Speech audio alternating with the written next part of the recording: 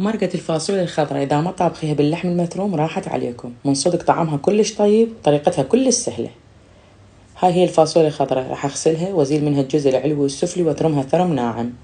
بجدر راح أضيف زيت زيتون وأضيف راس بصل مثروم ناعم وأحمسه، أضيف اللحم المثروم وأحمسه، أضيف له ورق غار، مقدار الملح والفلفل الأسود، ونحمس اللحم كل زين.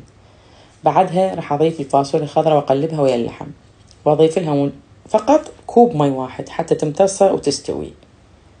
أكيد ويا المرقة راح أسوي تمن بزل، استخدمت تمن هدهد الطعم الحقيقي للرز البسمتي، راح أغسله ونقعه نصف ساعة.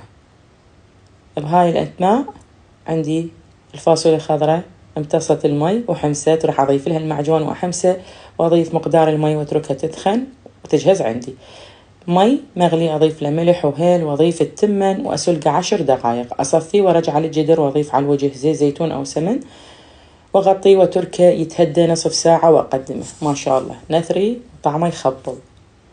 وهاي المرقة اعتمدناها ومن مفضلاتنا صارت، وبالف عافية.